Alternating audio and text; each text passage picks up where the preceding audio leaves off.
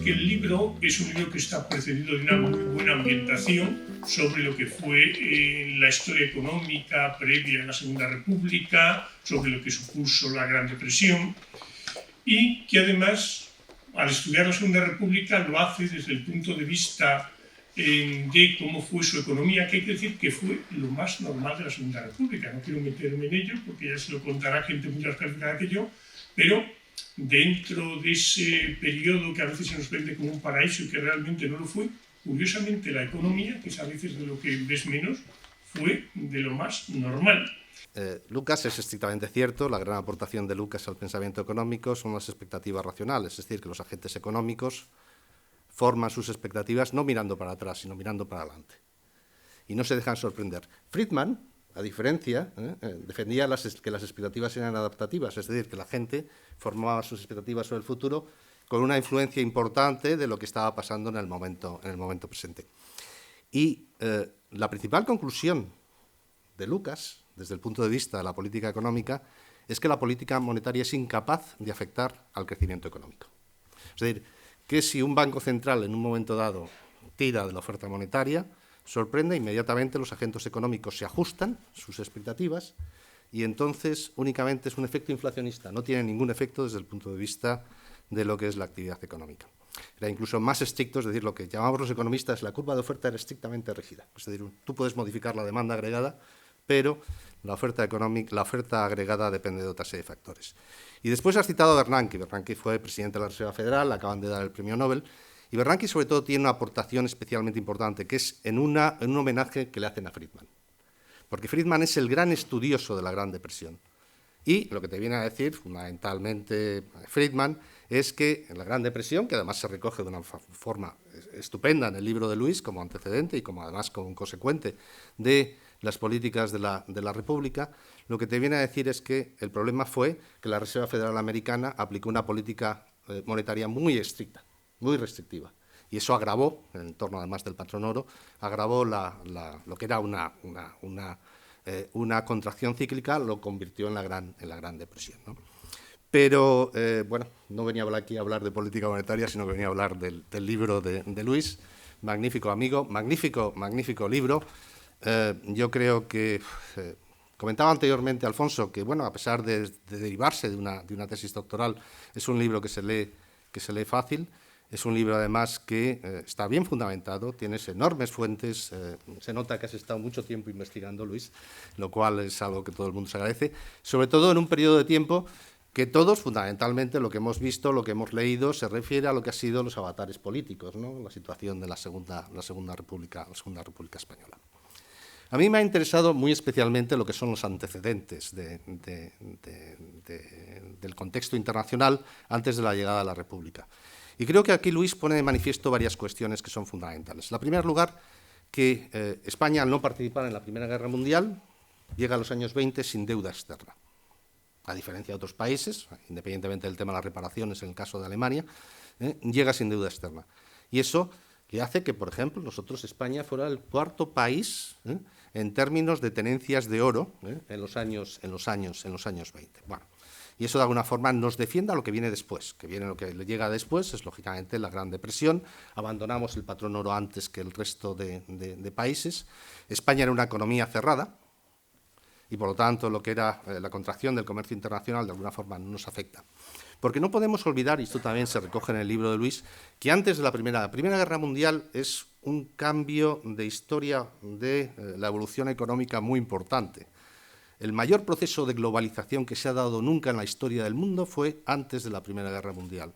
Cuando uno ve la evolución de los flujos comerciales, de los flujos financieros y de los flujos migratorios, nunca se ha repetido un proceso de globalización tan intenso como el que se dio antes de la Primera Guerra Mundial. La Primera Guerra Mundial, y esto lo señala Luis en su libro, corta y vamos a una situación completamente distinta.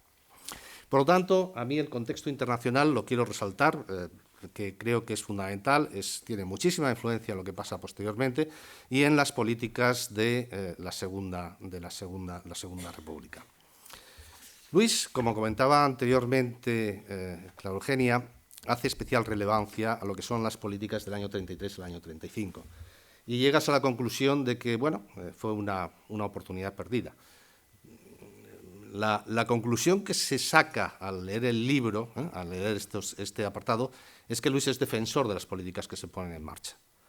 La política agraria, que no se puede implementar por falta de recursos, una política fiscal que fue relativamente prudente. España tenía un déficit público pues, de media en el torno del 1-2%, un ratio de deuda pública PIB muy reducido, del 30-40, quien los tuviera en estos momentos. España no tiene una crisis bancaria, a diferencia de lo que ocurre, por ejemplo, en otros países como Francia y como Italia. La política monetaria está fundamentalmente producida como consecuencia de la emisión de deuda pignorable, es decir, deuda que emitía el Tesoro español. Esta deuda iba a los bancos y los bancos, cuando querían, podían ir al Banco de España y pignorarla, es decir, monetizar la deuda. Con lo cual, el control de la oferta monetaria, es decir, el control de la cantidad de dinero, era especialmente difícil y especialmente complejo. Y por otro lado también las políticas, en vez de tener una política de evaluación del tipo de cambio, lo que se hace es se implementa a través del control de cambios, que de alguna forma yo creo que pudo ser una política más inteligente que la propia devaluación de la propia divisa.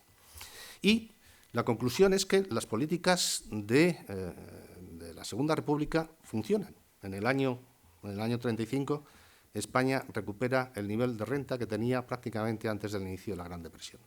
Y ese es el mejor contraste de que tus políticas, en una crisis gravísima, una crisis intensísima, una caída del PIB mundial prácticamente del 20-25%, que efectivamente tus políticas han funcionado. Y después, y yo ya con esto acabo, pero creo que también es seguramente la principal lección, ¿no?, que todos podemos extraer de la lectura del libro y después de nuestra experiencia de lo que fue la Segunda República Española, hay una cuestión que ya no es para economistas, y es que mucho más importantes que los instrumentos de política económica es el marco institucional. La estabilidad política es fundamental. Sin estabilidad política ni sin estabilidad de las instituciones, no existe ministro de Economía en el mundo que consiga hacer progresar a la sociedad y aumentar el bienestar de la misma.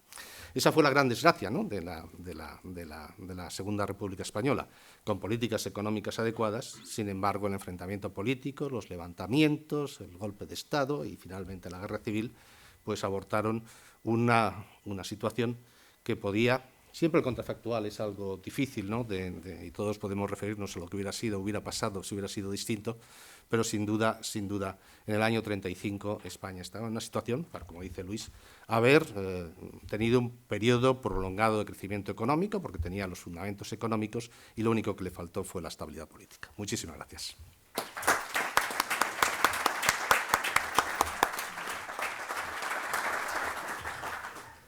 Pues Luis, háblanos de tu libro. ¿Qué me animó a iniciar esta tesis, que luego ha sido la base de este libro? Pues como ha adelantado un poco Clara Eugenia, yo siempre tenía un poco la idea de decir, el día que me echen de la política me gustaría iniciar un doctorado y especialmente una tesis sobre políticas económicas de la Segunda República. Y me acuerdo perfectamente que un día en la playa dije, pero bueno, ¿por qué tengo que esperar que me echen? Bueno, pues a la vuelta a Madrid me matriculé y empezó este trabajo que ha llevado 5 años y es un trabajo, en fin, que por lo menos para mí en él he volcado mucha de mi intensidad y mucha de mis conocimientos. En realidad son 3 razones las que me animaron a iniciar esta tesis. Los años 20 y 30 del siglo XX constituyen una etapa histórica de grandes transformaciones políticas, económicas y sociales. Algunos de los intervinientes, Luis y Clara Eugenia, se han referido con anterioridad a este tema. En casi todos los países occidentales, en los que se ponen en cuestión ideas que antes eran casi generalmente compartidas, sobre la libertad de movimiento de las personas, de los capitales, de las inversiones, de lo que hiciera falta. En palabras de la codirectora de mi tesis, Clara Eugenia Núñez, parece que la historia va más deprisa en esas 2 primeras décadas, 2 de las 3 primeras décadas del siglo XX. En segundo lugar, en España la llegada de la Segunda República generó unas inmensas expectativas de reformas políticas, económicas y sociales, no siempre fáciles de satisfacer en una sociedad que, como ha comentado antes Clara Eugenia Núñez, ya había entrado en los años 20 en un proceso de modernización económica y social. En tercer lugar, y esta para mí es la más importante, la opinión más extendida, es que la ideología de los distintos gobiernos condicionó en gran medida sus políticas económicas. cuando, como se intenta acreditar en este libro, hubo una notable continuidad dentro de una concepción ortodoxa de la economía en las políticas fiscales, presupuestarias y monetarias, y no solamente entre los distintos gobiernos de la República, sino en los gobiernos de la monarquía posteriores a 1920 y en algunas políticas también en el régimen de Franco, como por ejemplo pues el control de cambios, el monopolio estatal del comercio de divisas, el monopolio fiscal del petróleo, la protección al carbón y al trigo nacionales, las políticas hidráulicas y de transformación en regadío.